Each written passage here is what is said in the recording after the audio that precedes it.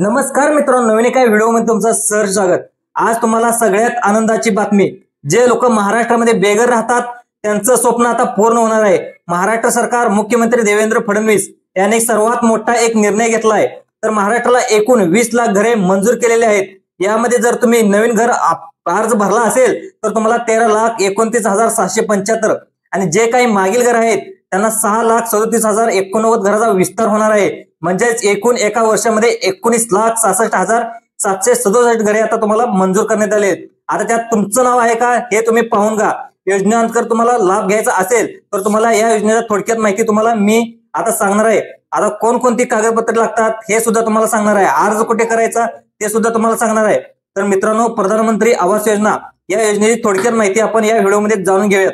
तर तुम्हाला पहिलं, ग्राम विकास विभागामध्ये प्रति लाभार्थी दिले जाणार जे अनुदान आहे ते कशा पद्धतीने समजून घेऊया। तर ग्रामीण भागामध्ये 1,20,000 एवढी अनुदान आहे आणि ते अनुदान थोड्या दिवसांनी वाढू सुद्धा शकते। मुख्यमंत्र्यांनी दिलेली माहिती आहे की हे अनुदान अजून वाढणार आहे। आता जर तुम्हाला पहिलं ग्रामीण भागामध्ये 1,20,000 भेटत होतं, ते अनुदान त्या लाभार्थीला डोंगरी भागामध्ये 1,30,000 रुपये भेटणार आहे। आता सदर लाभार्थी निवडीचा जो काही अधिकार आहे तो गावची जी ग्रामसभा आहे त्या ग्रामसभेमध्ये होते। तुम्हाला जर अर्ज करायचा असेल तर तुम्ही जी ग्रामपंचायतची ग्रामसभा होते तिथे जाऊन तुम्ही अर्ज करायचा। काय काय डॉक्युमेंट लागतात ते पुढच्या व्हिडिओमध्ये सांगणार आहे, त्यामुळे व्हिडिओ संपूर्ण पाहायचा आहे। त्या ग्रामसभेमध्ये जेथे देण्यात आलेला तुमचा अर्ज आहे त्यामध्ये तुमची निवड करण्यात जाते।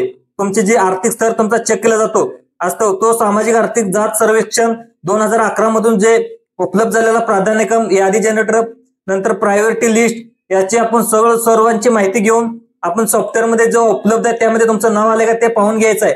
तर याद्या ग्रामसभेवर ठेवून त्यात पात्र लाभार्थीची निवड करण्यात येते। प्राधान्यक्रम यादी बेघर खोली 1 लाभार्थी 2 खोली लाभार्थीप्रमाणे निश्चित केलेला आहे। तर प्राधान्यप्रमाणे यादीमधील व्यक्ती ग्रामसभेची निवड करते वेळी खालील निकषानुसार प्राधान्यक्रम देण्यात आलेला आहे। तर निवड प्रक्रिया काय आहे ते दिले सुद्धा आहेत। 16 ते 59 वयोगटातील प्रौढ व्यक्ती नसलेले कुटुंब यामध्ये सुद्धा निवड करण्यात येणार आहे। कुटुंब प्रमुख 16 ते 59 वयोगटातील प्रौढ व्यक्ती नसलेले कुटुंब या निवड देणाऱ्या 25 वर्षातील अशिक्षित, निरक्षर अशा वेगवेगळ्या लोकांना सुद्धा आता घरे भेटणार आहेत। तर कुटुंबामध्ये अपंग व्यक्ती असतील तर त्यांना सुद्धा, शारीरिक दृष्ट्या प्रौढ व्यक्ती असतील त्यांना घर भेटणार आहे का हे सुद्धा तुम्हाला माहिती भेटणार आहे। तर तुम्हाला महत्वाचा लागणार आहे उत्पन्नाचा दाखला। उत्पन्नाचा दाखला तुम्ही तुमचं वार्षिक उत्पन्न किती आहे हे पाहून यासाठी सरकारला उत्पन्नाचा दाखला अतिशय गरजेचा आहे। तर तुम्हाला सदरील जे तुमचं आधार ग्रामसभा यादीमध्ये तुमचं नाव आलं तर अशा प्रकारे गुन्ह्याच्या उतरत्या मांडणी क्रमाने प्राधान्यक्रमाने यादी तयार करण्यात येणार आहे। यामध्ये अर्ज कुठे भरायचा, भरपूर जण म्हणत होते की आवास योजना ग्रामीण भागात जर असेल तर तुम्ही पाहिलं असेल याचा अर्ज ऑनलाईन होत नाही।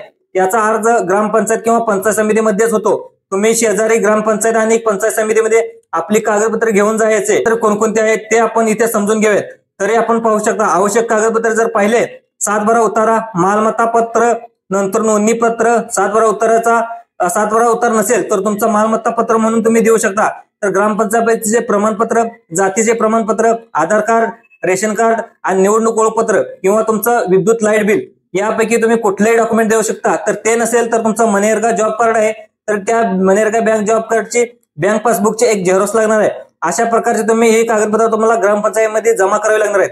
तर अशा प्रकारे महत्वपूर्ण व्हिडिओ होता। आपल्याला हा व्हिडिओ आवडला असेल जास्तीत जास्त लाईक करा, सबस्क्राईब करा। जय हिंद, जय महाराष्ट्र।